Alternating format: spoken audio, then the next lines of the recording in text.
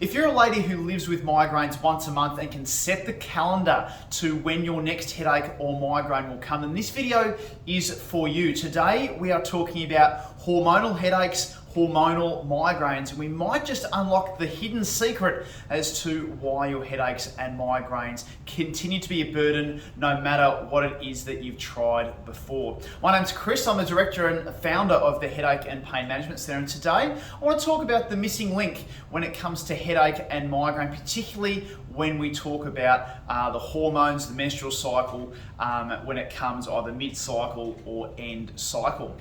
So if you're living with these things, you know that you can set your watch to it. You know that 2 or 3 days before the end of the cycle, up until 1 to 2 days afterwards, can be quite a stressful time. You have to really plan your diary and your events around this happening, just a normal process. And particularly when this happens over and over again, it knocks you out, wipes you out, you're in bed, you have to take plenty of medication, you might be really nauseous, you might have a thumping at the side of your head. It just makes you feel miserable, and basically for some people, half your month's wiped out just because of this normal process that's happening. So what I want to do today is to explain how headaches and migraines work and give you a bit of an insight as to something else that you might be able to try to get these awful headaches and migraines under control.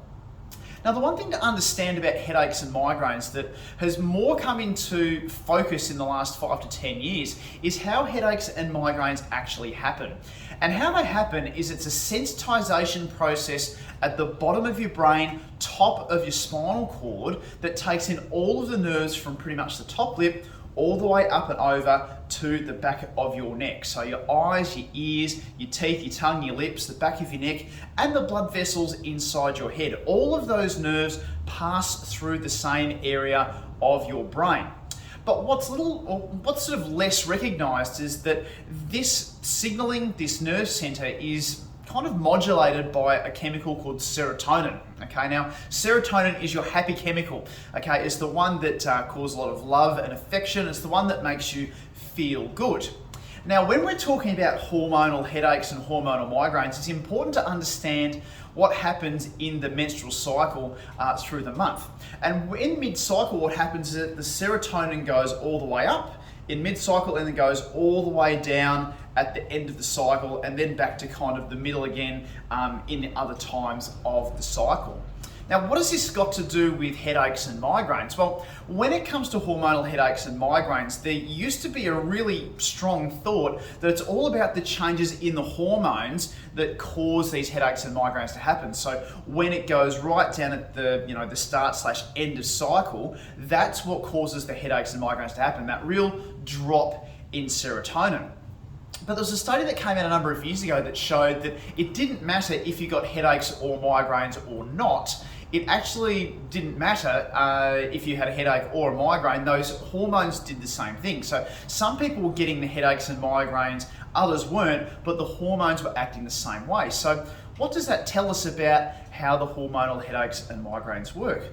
Well, the conclusion you can draw from that is it might not be the hormones in the first place that's actually causing this to happen. And extra evidence for that is the fact that some people get their migraines in the mid-cycle, which it's the complete opposite. You've got a lot more hormone here than you do down there at the end of cycle, and they're still getting their migraines mid-cycle as well. So what is going on here? Well, here's the answer. Basically what happens when we're talking about headaches and migraines is that it's a sensitization process of that part of the brain that causes headaches and migraines. And what this sensitization process means is that if it's not in a nice range that your brain really likes to tolerate, like if it's too much or too little, or a bit above or a bit below, basically your brain perceives that normal change as a threat. Okay, it sees it as something that it needs to take a reaction to. Okay, so if it's too much serotonin or too little serotonin for what your brain is used to, basically it causes the headaches and migraines to happen. Now the problem is, this is a normal cycle and it happens to everybody, so what's causing this whole sensitization process to happen?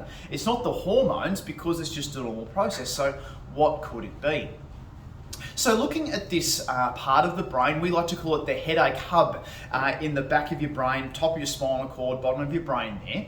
There's something that's sensitizing this pattern, that's sensitizing this process, that's causing the hormonal headaches and migraines to occur.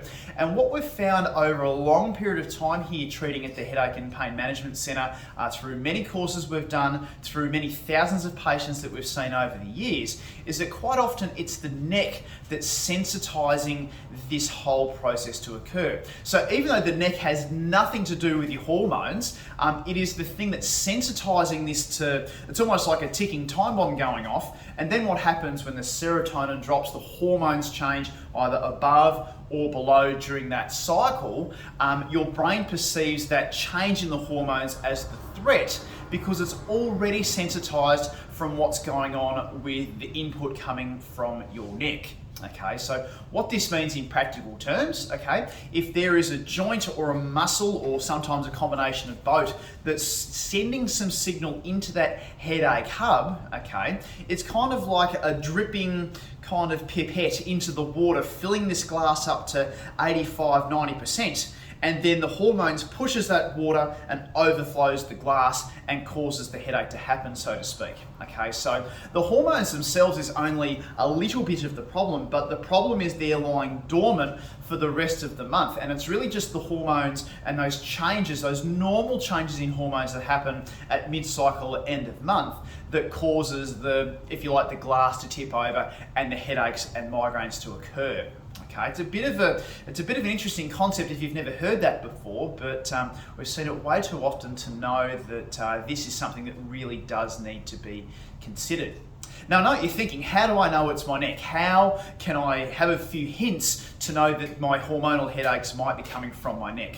Okay, the first one is if your headache is on one side and can swap across to the other side. Okay, so 1 month it might be on the right, the other month it might be on the left. If it's moving around, the neck is a prime suspect with that, because the only thing that can move like this that's causing a headache to happen is the neck joints and the neck muscles. It can be stiffer on one side 1 month, stiffer on the other side another month, and therefore it causes the headache to be on the right or the left. So that's one hint that you can take away from it.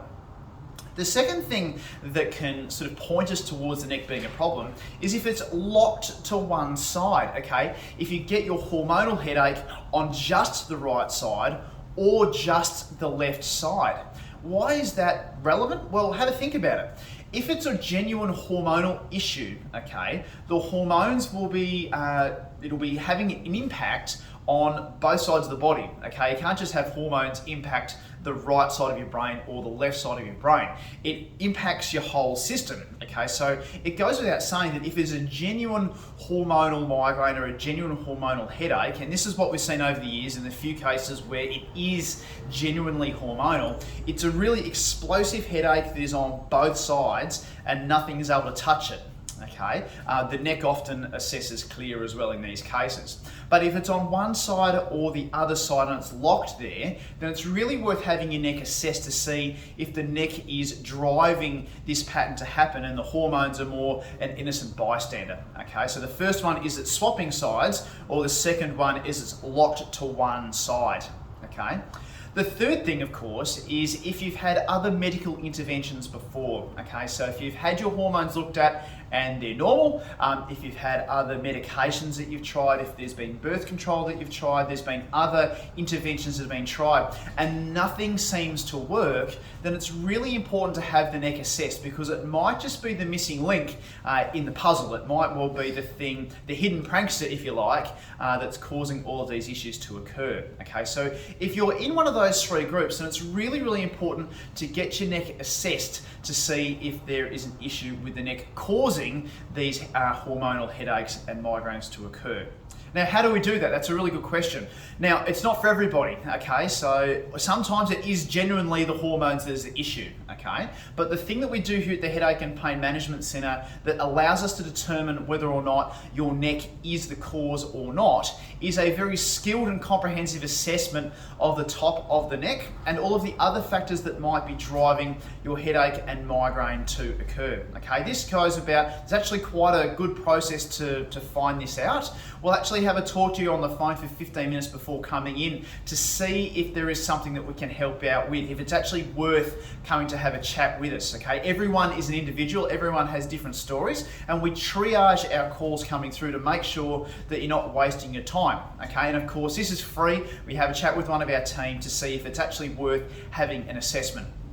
The second step is to have an assessment with us, with one of our physiotherapists, okay? This goes for 1 hour, okay? It's in our rooms. We get the whole story. We look at the history. We see what's been happening, what the impacts are, what you're hoping to get out of treatment. And then we do a full physical assessment on how these headaches and migraines might be coming from your neck. We know what we're looking for here. We're looking for stiffness in the joints. We're looking at the way that your neck moves. We're looking at the way that the muscles are behaving at the top of your neck as well, to see if it's something worth considering. And if it is something worth considering, what we'll do is we'll tell you how we can help you out, okay? Exactly how long it might take, how many sessions it might take, what we'll be doing in the room, what you'll need to do at home to help things out, and perhaps what other interventions or scans or other kind of things to help with your GP to see what might actually help you to get the results that you need, okay? We've been doing this now for a decade, okay, knowing how we're sorting this through. We've built our business across it. We've been growing for many, many years now, and we have many, many people that we've helped with this, with these hormonal headaches and migraines. So we want you to be the next person that we can help out, okay? So if this is something that interests you, if this is something that you're finding, you're at your wit's end, you're actually wanting some help with this, the best thing you can do is to book a phone call with one of our team, okay, using the link below, using the contact us form on our website to see if this is something that can help you out, okay? If it is hormonal, if it is once a month, you've tried everything and it hasn't worked, then your neck is the next suspect that you do need to get checked, because it's incredible how often this happens, and it's a life changer for those actually getting off all of their nasty medications, getting off all of their nasty other interventions, actually starting to live their life again without the fear of headache and migraine destroying their quality of life. If this has been helpful for you, I hope it has been. Like, share, comment below, leave a comment, ask a question. We're always more than happy to help. And yeah, best of luck for today, and we are here to help you out should you need us in the future. Take care and bye for now.